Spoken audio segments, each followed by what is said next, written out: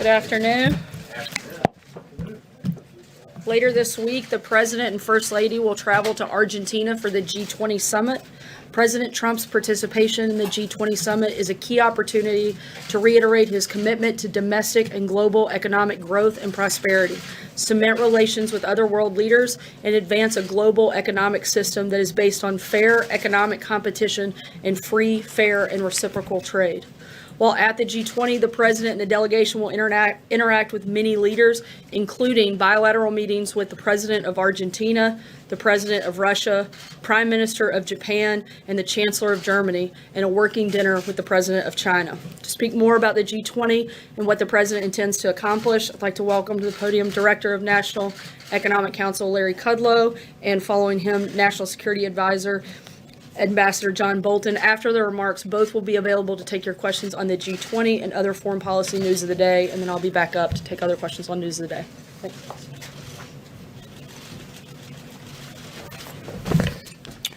Thank you, Sarah. Thanks, everybody. Let me just walk through some quick themes, and then I want to mention some things the President talked to us just a little while ago. As Sarah said, G20, funny, it's not actually the G20 when we count it up properly, as Ambassador Bolton points out. It's much more than the G20. Now, in terms of the U.S. positions, we're going to use this as an opportunity to talk about our measures of tax cuts and deregulations and reskilling and job training and so forth that have generated significant economic growth and prosperity. That includes women's economic empowerment. As Sarah mentioned, free, fair, and reciprocal trade and trade reform. There'll be discussions of infrastructure, finance, and also the U.S. emergence as the dominant energy power in the world today, actually. In terms of the much discussed meeting, it's going to be a dinner meeting between President Trump and President Xi and representatives from both sides. It'll be bilateral. I want to just mention what the President told us a short while ago, and that is, in his view, there's a good possibility that a deal can be made, and that he is open to that. He is open to that. But having said that, some caveats, as always. Certain conditions have to be met with respect to fairness and reciprocity, as we've said many times. For example, issues of intellectual property theft must be solved. Forced technology transfers must be solved. Significant tariffs and non-tariff barriers must be solved. Issues of ownership have to be solved. The President will probably reiterate his view. We want a world, ideally, of zero tariffs, zero non-tariff barriers, and zero subsidies. Now, whether they can get through all that remains to be seen, but that's the President's point of view, as I said just a little while ago. U.S. is coming to the summit in very good shape. Our economy is quite strong. It's growing at 3% over the past year. Second quarter was 4.2, third quarter was 3.5, perhaps be revised upwards. We have a very strong holiday season, so-called Black Friday, very strong. We've had tremendous investments, business investments, energy investments, oil prices and gasoline prices coming down. That helps consumers, of course. We're in very good shape. China, not so good. I'm not here to critique or second-guess the Chinese economy, but most observers believe China to be in a slump, whereas the United States is in a very strong, solid position going into this summit. However, again, to repeat, the President said there is a good possibility that we can make a deal, and he is open to it. But on the other hand, if these conditions I mentioned a few moments ago are not met, not dealt with, the President has said, look, he's perfectly happy to stand on his tariff policies, which 10% last $200 billion, scheduled to go to 25%. That's not a certainty, but that's the schedule. And he has said, as recently as yesterday, the day before, if need be, if things don't work out in this U.S.-China summit meeting, he will invoke another 267 some odd billion dollars in tariffs. That may not be the first choice. I'm just saying that is his view. If we can't get something done, and things have been moving very slowly between the two countries, until the president himself called President Xi and said, let's restart, let's try to get things going again. And then since then, he's made positive comments about that. So we will see. As I said, the key U.S. goals around growth and prosperity. And, our economy is in good shape. Theirs is not. I'll just leave it right there. John, do you want to add stuff to that? Do you want me to take some questions? You sure? Okay, good. Let me take some questions and try to help out on this. Yes? Mr. Coe, I'd like you to address some concerns recently from representatives of Italy and France and Germany who say that we're actually backing away from the national stage, and they fear that Russia will be the dominant economic force in Europe and the Middle East in the coming years. Could you address those concerns, A, and B, can you tell us a little bit, if you can, about the layoffs at GM? Well, I'll talk to you about GM layoffs. Regarding the Russian story, I'm going to leave that to my longtime friend and colleague, John Bolton. I met with Mary Barrett yesterday, and we had a lengthy conversation about the layoffs, the cause of the layoffs. It's a great disappointment, obviously. The president indicated his own disappointment. He believes, as frankly the Prime Minister of Canada, Trudeau, believes, that the USMCA deal was a great help to the automobile industry and to auto workers. And by the way, they made those statements separately.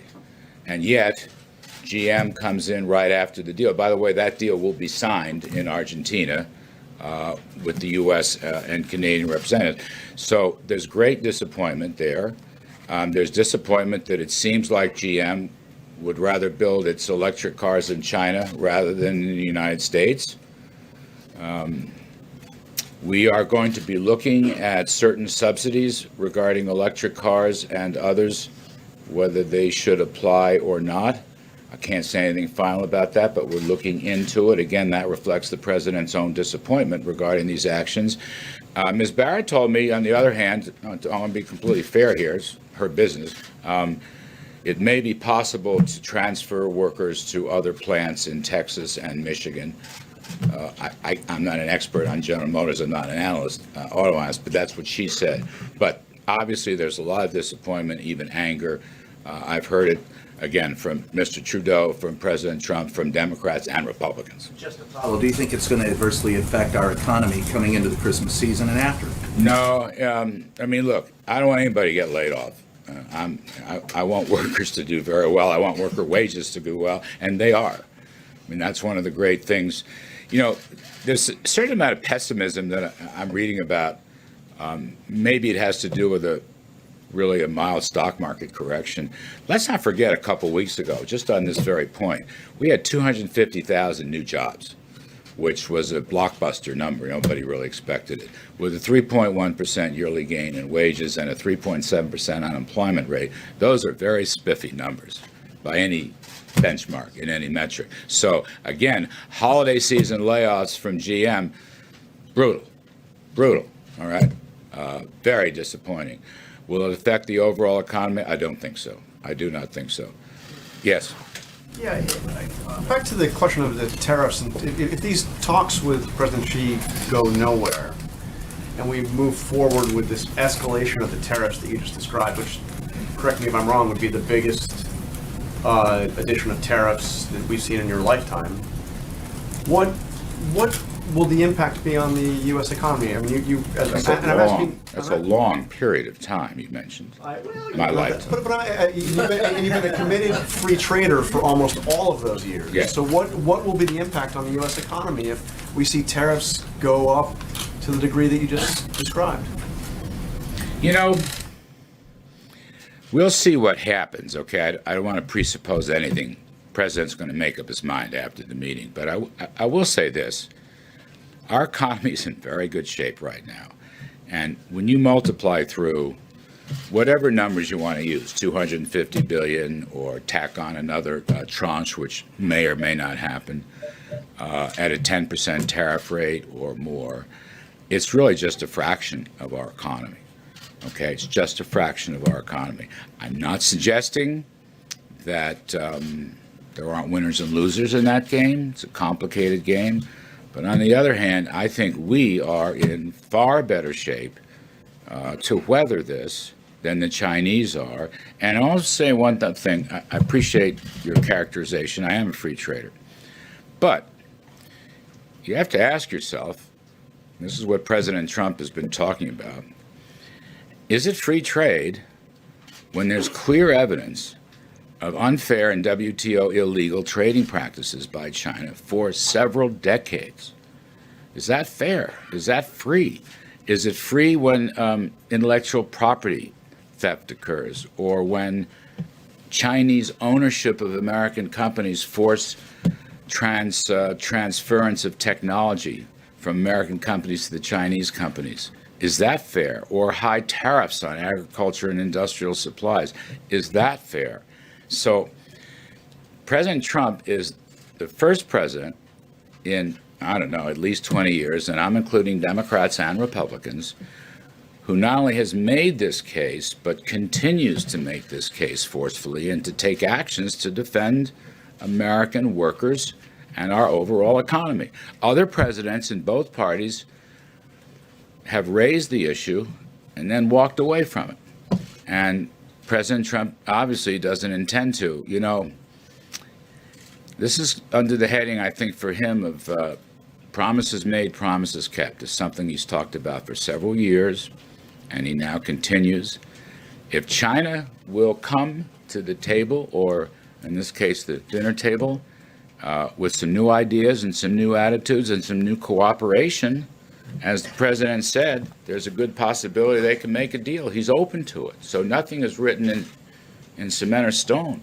But again, for a free trader, where's the free trade? And for several months now, since I've been here, President and I have talked about this. We'd love to see a world of zero tariffs and zero non-tariff barriers and zero subsidies. We'd love to see that world. But unfortunately, we don't have that world, particularly with respect to China, but not only China. And so he's taking actions that he thinks will get us closer to that world. Let me go around. Yes, please. Thanks. Just another GM question. When the president said yesterday they better damn well open a new plant there very quickly, was he just venting his frustration, or does he have some consequences in mind if they don't? I'm going to leave that to him. You may find additional announcements coming on that topic. Some more. Let me go in the back. Yes, ma'am. I wanted to ask you about what Ambassador Shui Tiankai said recently to the Who? Wall Street Journal. Ambassador Shui Tiankai, the Chinese ambassador Yes. to the United States. His thought was that there would be a real risk to the global markets if there wasn't a deal, that they could become fragmented as well. How big are the stakes if you can't reach a deal? Look, the ambassador makes a point.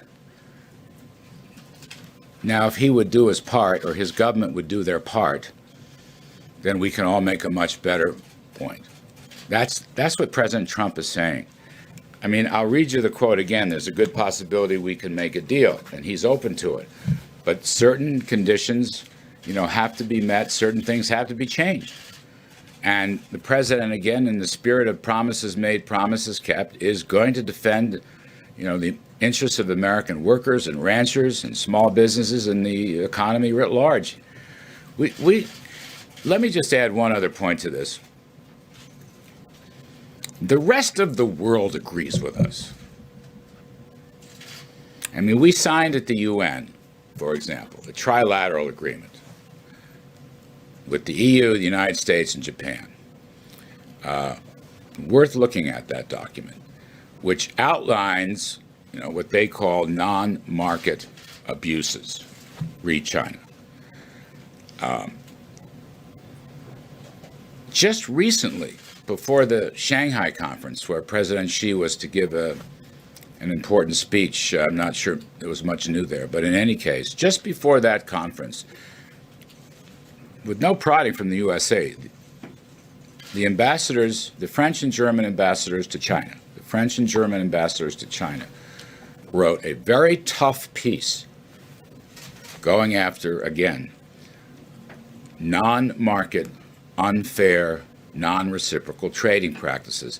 There is broad-based support for the American position here, which is China should change its practices and come into the community of responsible trading nations. They can do that, right? They're a major economy right now. It's not like they were 25 or 30 years ago. We would welcome it. The president has said he's happy to make a deal, but they have to take certain actions and give certain assurances. So, you know. You'll spend the G20 getting that support around your position from other countries at the G20? I'm sure we will. We have in many other forms. Just a couple more. I want Ambassador. Yes, please. Thank you. Yes, he was talking to me. Tariffs are, in effect, a tax on imported products that are paid for by the consumer. So does the president realize that these escalated tariffs are going to be paid for by the American citizens? Well, look, he realizes the ramifications. As I said earlier, given the strength of our economy, given the size of our economy, we are in position to deal with this and handle this very well. That's the key point. And I'm not so sure about China, but I'll leave that to China experts and so forth and so on. The benefits, let me just look at the other side of the ledger. It's very important. The benefits of true free trade globally will be enormous. If we go back to the idea of zero tariffs and zero non-tariff barriers and zero subsidies, if China plays by the rules, even the WTO rules, and all that needs reforming in our judgment, but they're violating those rules. If we do have a free trading system, or we move in the direction of a free trading system, a true free trading system, we will benefit enormously. Frankly, we will benefit, they will benefit, and the rest of the world will benefit. Now, free trade throws off enormous benefits when it's done properly in consistency and in a reciprocal manner. That's a key point President emphasized. He's absolutely right. So, you know, I think of it as possibly a long rainbow here. At the end of that rainbow is a pot of gold. You open up that pot and you have prosperity for the rest of the world. But you got to get through that long rainbow. We're not there yet. We can get there. The president is reaching out. But we'll see how that works. Yes, go ahead. I'm sorry. Yes, go ahead. Thank you, sir. Earlier, you mentioned low oil and gas prices as evidence that the president's economic policy is working. You mentioned the U.S. becoming the global dominant energy player. But merely days ago, the president said that it was necessary to let Saudi Arabia and its crown prince get away with ordering the murder of a Washington Post journalist because Saudi Arabia ensures low gas prices. Now, which one is it, sir? I'm going to let Ambassador Bolton handle that question. I'm trying so hard to swim in my own lane, and I think John will help out with that whole discussion. He's sitting there much too calmly and quietly, so I want to get him up here. We've known each other a very long time. You're on, John. Well, I'm delighted to be here. I don't really have much to add. Sarah gave you the list of bilaterals. Let me just update it a little bit because we're trying to fill every minute of the president's schedule. She said he's going to meet with President Macri, the host government of Argentina. He'll meet with President Moon of South Korea. He'll meet with President Erdogan of Turkey, Prime Minister Abe of Japan. That will transform at some point during that meeting into a trilateral meeting with Prime Minister of India, Narendra Modi. And then, as Sarah said, the president will meet with President Putin and have a working dinner with President Xi. There were two questions that were. Sir, Ambassador. Question, sir? Yeah, right here. Thank you, sir. Does the president have any plans in the works to meet with the Saudi crown prince while he's there? No, look, the bilateral schedule is full to overflowing at this point, and so those are the ones I've listed that he'll be meeting with. Yes, ma'am. Hello. Yes, I have a question about the border tensions right now with the U.S. and Mexico. The U.S. Launched tear gas canisters into Mexican soil, and I'm wondering if you've gotten, if Mexico was given the go-ahead before that happened, and what is the U.S. doing to mitigate any tensions right now with the incoming López Obrador administration? Yeah, I don't think that's really a subject of the G20, but I can say that Secretary of State Pompeo, who will be attending the G20 and therefore will not be accompanying Vice President Pence to the inauguration on Saturday the 1st, Secretary Pompeo will fly overnight from Argentina to Mexico and will meet with the new foreign minister of Mexico on Sunday the 2nd. And they'll have a full conversation about all the issues in connection with the border. Yeah. What do you expect to be on the agenda for the president's meeting with Putin? Well, I think all of the issues that we have on security issues, on arms control issues, on regional issues, including the Middle East, I think it'll be a full agenda. I think it'll be a continuation of their discussion in Helsinki. Ukraine beyond that? What about Ukraine? Sure. Thank you so much, Ambassador. Two questions about Brazil, since you are heading there on Thursday to meet with the new incoming president from Brazil, Jair Bolsonaro. One on trade that I know is one of the priorities. For the past few years, Brazil had a trade surplus with Brazil. United States had a trade surplus. Just last year, 27 billion alone. And besides of that, President Trump complained about the Brazilian protectionism, say Brazil is one of the toughest on trade access. What should we expect related to trade relationship with Brazil, with the new Brazilian government? Should we expect more cooperation or more tariffs like those on steel and aluminum? And another one on Venezuela that I know is another priority of the meeting. What kind of cooperation are you expecting with the new Brazilian government? Are you guys going to discuss sanctions? Yeah. Well, the meeting with President-elect Bolsonaro came as a result of President Trump's call on election night in Brazil to congratulate President-elect Bolsonaro. They had a really outstanding phone call, I think developed a personal relationship even remotely. President Trump was the first foreign leader to call President-elect Bolsonaro. So following up on this, we thought it would be useful and certainly very helpful to the United States to hear from the President-elect what his priorities are, what he's looking for in the relationship. From the perspective of the United States, we see this as a historic opportunity for Brazil and the United States to work together in a whole host of areas, economics, security, and a range of others. So I'm really looking forward to hearing what the President-elect's priorities are, try and respond to him, try and tell him a little bit about what President Trump's views are, and hopefully when President-elect Bolsonaro is inaugurated on January the 1st, that the two leaders can really get off to a running start. So I'm just really there to prepare the ground for them. Ambassador Bolton, you tweeted earlier today about a case involving an American family that's being held in China. Is the president? Have you talked to the president about this case? What is he? If so, was he told you? And will he bring this up directly at his meeting with Xi Jinping and expect the family to be allowed to leave before any trade deal is done? Well, I've discussed the question of American hostages and people wrongfully held with him on a whole range of subjects. I don't want to get into what his reaction was because I don't think those conversations should be public. But this is a matter of real concern to us, and I think given that the range of issues that President Xi and President Trump will be covering, it's entirely possible that that would come up. Yeah. Thank you. Back to that meeting with President Putin and President Trump. Will President Trump condemn Russia's aggression in Ukraine Does the U.S. consider it an act of war? And has he spoken with either Putin or Poroshenko about what happened?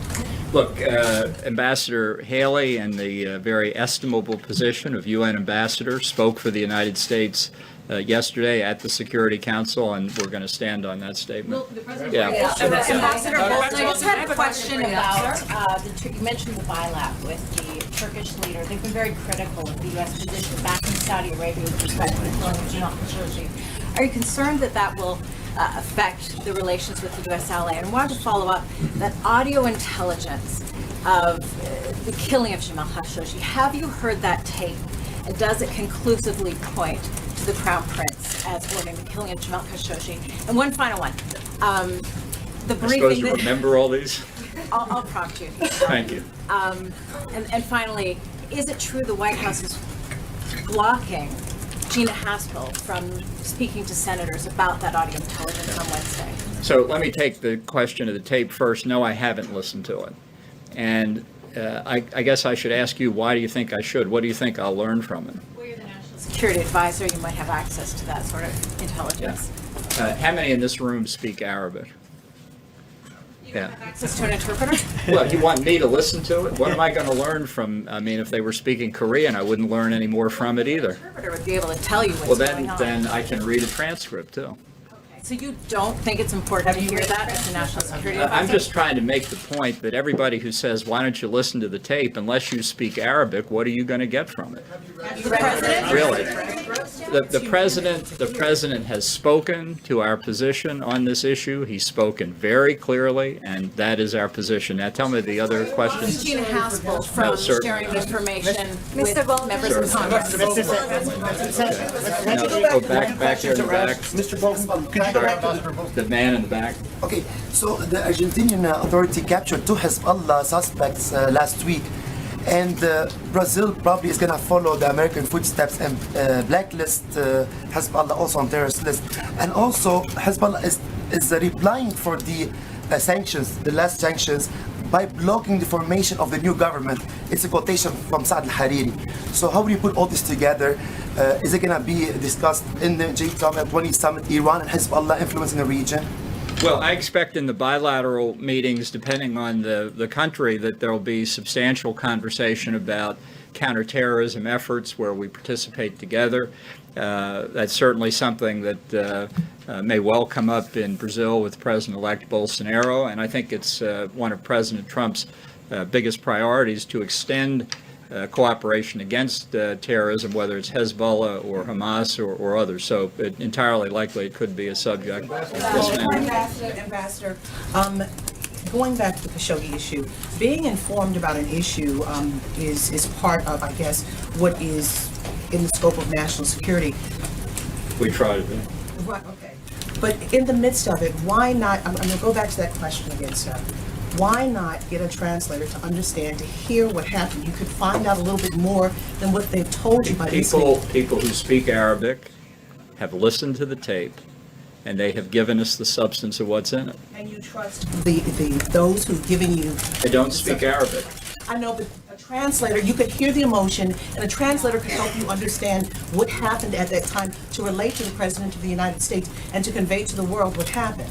I'm very satisfied that we know what the tape picked up, and it was factored into the President's decision, and he's announced his position very clearly. As economic security, as national security, I think this should be in your lane. I was going to defer to Larry, but it's... Let me see if I can keep it in your lane if I could. The talks with China have been marked with intransigence and disappointment. Larry was talking about that at length this morning. This idea of some sense of optimism going into this Saturday night dinner with Xi, is it based on any notion that Xi is going to suddenly say, you know, this idea of intellectual property theft and forced technology transfer, protectionist tariffs? I don't know what we were thinking. It was a bad idea. Let's level the playing field and start anew. Well, I think President Trump has developed a very positive relationship with President Xi. They've met, they've spoken over the phone. Obviously, both leaders carry into any discussion like this their national interest. And I think it's instructive, and I think the Chinese side believes the same thing, to have the two leaders exchange their views in the presence of their senior advisors.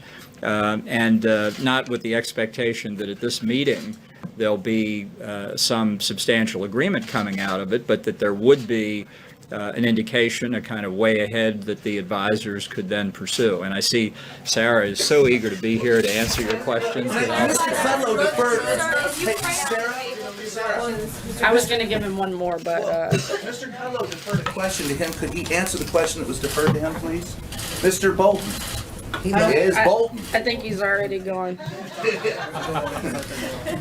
As you know, the new president of Mexico will be inaugurated on Saturday to represent the United States in Mexico City. President Trump has asked the Vice President, Mike Pence, to lead a delegation that will include the Second Lady of the United States, Karen Pence, Secretary of Energy, Rick Perry, Secretary of Homeland Security, Kirstjen Nielsen, Advisor to the President, Ivanka Trump, United States Embassy, Mexico City diplomat John Kramer, and Assistant Secretary of State Kimberly Breyer. Lastly, this morning, we learned the sad news that 3 U.S. service members were killed and 3 wounded when an explosive device detonated in Afghanistan. The wounded service members were evacuated and are receiving medical care. We extend our thoughts and prayers to the loved ones of those killed and to those recovering. The United States is grateful for their service and forever in debt of their sacrifice. With that, I'll take your questions. Justin. Sarah, The Guardian's reporting today that Paul Manafort met with Julian Assange around the time that he was coming on board to the Trump campaign. Wondering if you know if that meeting took place and if you remain confident in the White House's repeated denials that no campaign officials were involved in discussions about the plans to release John Podesta's emails. Certainly remain confident in the White House's assertion that the president was involved in no wrongdoing, was not part of any collusion. The things that have to do with Mr. Manafort, I would refer you to his attorneys to address that. Sarah, given what the president said this morning that Robert Mueller is ruining people's lives, is he considering a pardon for Paul Manafort or for others who were prosecuted, have been prosecuted? I'm not aware of any conversations for anyone's pardon involving this process at all. And if I can follow up, he also said this morning that Mueller is doing tremendous damage to the criminal justice system. If that's true, is he considering picking up the phone, calling his acting attorney general, and saying fire Robert Mueller? Look, I think that the president has had Robert Mueller doing his job for the last 2 years, and he could have taken action at any point, and he hasn't. So we'll let that speak for itself. He has no intent to do anything. See? Thanks, Sarah. Over the weekend, we saw some powerful images of children as well as adults who were affected by tear gas fired by U.S. officers along the U.S.-Mexico border. We've heard the president talk about that at length yesterday, but one thing we did not hear from him was any expression really of regret that there were children caught up in this. I was wondering, does the White House regret the fact that children were affected by tear gas and that this situation took place, and is there an investigation underway to prevent this from happening again? Certainly, the White House would never want children to be in harm's way in any capacity whatsoever. However, that is why we are continuing to encourage people to follow the law and go to ports of entry. Law enforcement officials have used appropriate non-lethal force to protect themselves and prevent an illegal rush across the border. And let's also not forget that this isn't the first time that non-lethal force like this has been used. In fact, tear gas was used on average once a month during the Obama administration for very similar circumstances. In fact, they were actually for far less circumstances because they didn't have the same numbers in the mass rush that we're seeing in this caravan take place. Certainly no one wants women or children or any individuals to have this happen, which is why we've encouraged them to actually follow the law and go to ports of entry. Just follow up real quick on something that Ambassador Bolton mentioned when he pulled out a bilat between the president and MBS. Is the White House ruling out any interaction between the president and the Saudi Crown Prince and his team in the equivalent of diplomatic timeout? I wouldn't say that we've ruled out any interaction. I know that the president's schedule is pretty packed and has a number of sessions that he'll be involved in with the G20 as well as a number of bilats. I don't think there's any time for us to add anything additional, whether or not there's some interaction. I'm not going to rule that out, and we'll keep you guys posted as that happens. Thanks, Sarah. Yesterday in Mississippi at his rally, the president said he asked a question about Mike Espy. He's said, how does he fit in with Mississippi? I mean, how does he fit in? I guess suggesting that he doesn't fit in. I mean, Mike Espy's great-grandparents were slaves in Mississippi. What did the president mean by that? Due to the fact that that is an election that is taking place today, I'm not going to comment on anything that could affect anything taking place in Mississippi, and certainly happy to comment on that after today. John, Thanks a lot. the president's not guided by the Hatch Act. John, go ahead. Thanks a lot, Sarah. Does the administration have a position on the government of Ecuador continuing to provide asylum to Julian Assange at its embassy in London? I'm not aware of anything official. I'd have to get back to you. Just one more on that, if I may, Sarah. Will you, from the podium, call on the Ecuadorian government to confirm whether or not some sort of meeting may have taken place between Paul Manafort and Julian Assange at its embassy? Certainly, we encourage the process to continue to play out, but I'm not going to get engaged in specifics of that case. We just President Trump has implied that a potential new deal with Mexico is a done deal, tweeting that migrants will stay in Mexico as they wait for their cases of asylum to be processed. How far along are talks with the new Mexican administration about the so-called Remain in Mexico policy? Those conversations continue. We won't have a final decision until the new government actually takes over, which will happen on Saturday. And on Monday, we expect the new foreign minister from Mexico to meet and sit down with White House administration officials and the Department of Homeland Security Secretary Kirstjen Nielsen and continue and try to finalize those conversations. Sarah, second question on Khashoggi. Because tomorrow, Secretaries Pompeo and Mattis will brief the full Senate on the murder. Why is a leader of a U.S. intelligence agency not joining them, specifically Gina Haspel, who many senators expect to hear from? Ambassador Bolton addressed this. I'm not going to comment on behalf of the CIA director in that capacity. That's something that I would direct you to them to answer. Sarah, I want to ask you about the climate assessment that your administration released last week. The president yesterday, when asked about the economic forecast, he essentially said he didn't believe it. The takeaway for many people is that the president doesn't feel necessarily a responsibility to lead either in this country or in the world on climate change and preventing the calamity that your administration forecasts. Do you agree with that view? And if not, why not? Well, the president's certainly leading on what matters most in this process, and that's on having clean air, clean water. In fact, the United States continues to be a leader on that front. Even Obama's Undersecretary for Science didn't believe the radical conclusions of the report that was released. And you have to look at the fact that this report is based on the most extreme modeled scenario, which contradicts long-established trends. Modeling the climate is an extremely complicated science that is never exact. The biggest thing that we can do is focus on how to make sure we have the cleanest air, the cleanest water, and the president is certainly doing that and certainly leading on that front. How is he doing that? I mean, the president's about to go to Buenos Aires and meet with all the leaders of the world's industrialized nations and developing nations as well. Isn't this a great opportunity for him to sit at the table and say, folks, this is what my administration just reported. This is the time that we ought to act in concert to prevent what my administration is forecasting? Once again, we think that this is the most extreme version, and it's not based on facts. It's not data driven. We'd like to see something that is more data driven. It's based on modeling, which is extremely hard to do when you're talking about the climate. Again, our focus is on making sure we have the safest, cleanest air and water, and the president's going to do exactly that. April. Sarah, I want to go back to GM.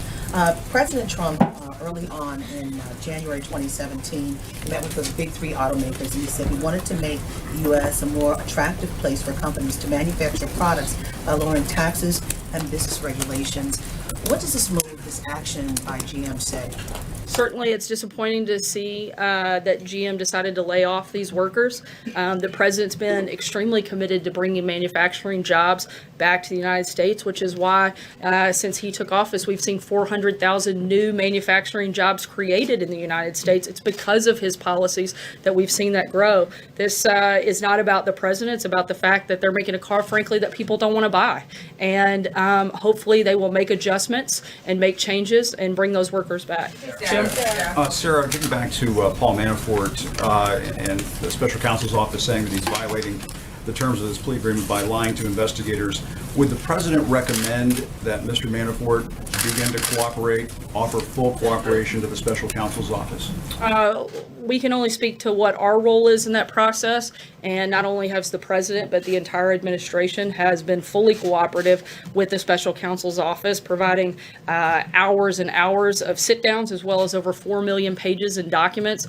We continue to be cooperative, but we also know that there was no collusion, and we're ready for this to wrap up. And if I could ask a follow-up, the president doesn't believe the warnings in the climate report.